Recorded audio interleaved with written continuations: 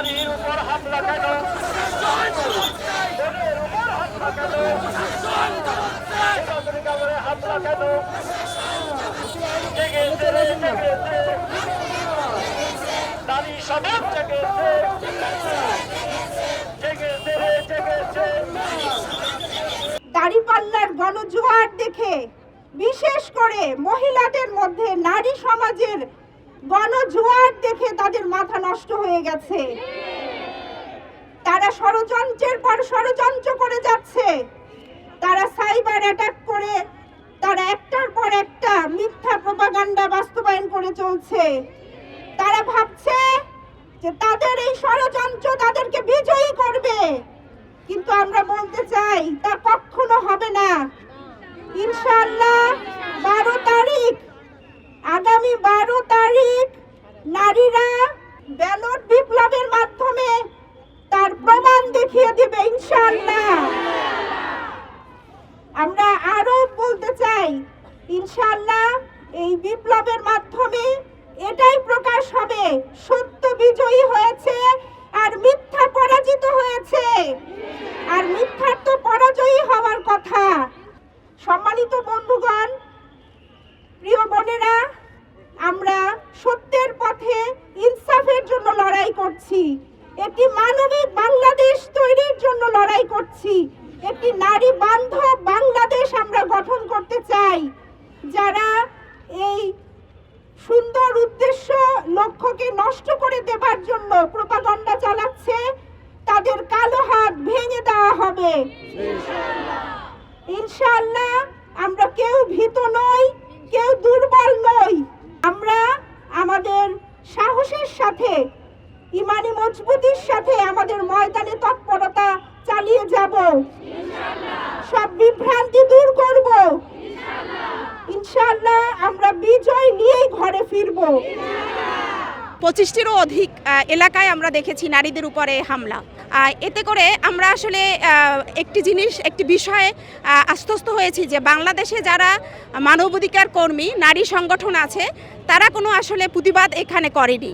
তারা আমাদের এই নারীদের উপরে হামলা বিভিন্ন জায়গায় হওয়ার পরও তারা কোনো রকমের পদক্ষেপ গ্রহণ করেনি, প্রশাসন কোনো পদক্ষেপ গ্রহণ করেনি। এবং আমরা দেখতে পাই যে যারা আমিরে জামাতের একটা মিথ্যা প্রপাগান্ডাকে সামনে এনে, যারা মিথ্যা পোস্টকে সামনে এনে যে সমস্ত নারীদেরকে নোংরা ভাষা ইউজ করানো হয়েছে, সেখানেও তারা কোনো প্রতিবাদ করেনি।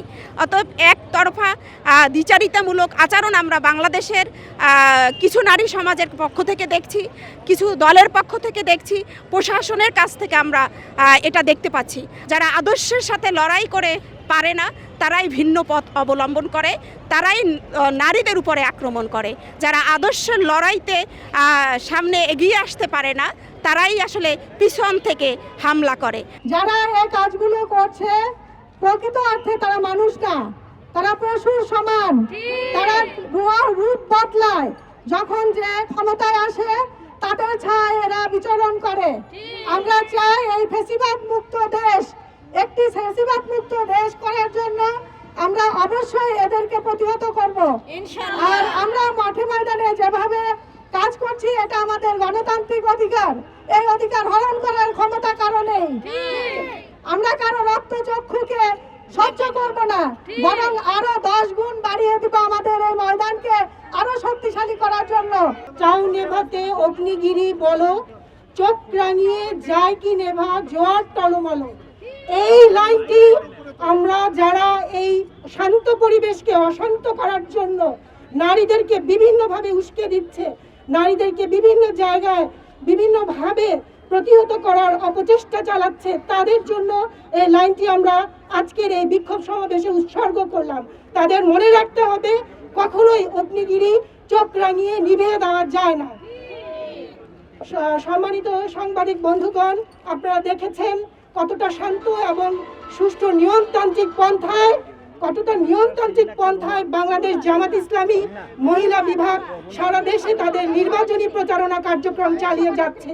এই নিয়মতান্ত্রিক পন্থার মধ্য দিয়ে কিছু লোক, কিছু দল যারা নিশ্চিত পরাজয় জেনে এই পরিবেশকে অশান্ত করতে চাচ্ছে, তাদের উদ্দেশ্যে বলতে চাই, এই পরিবেশ, এই বাংলাদেশ জামাত ইসলামী নির্বাচনে জয়ী হয়ে ইনশাআল্লাহ একটা সুষ্ঠু পরিবেশ দেশে বজায় আনবে।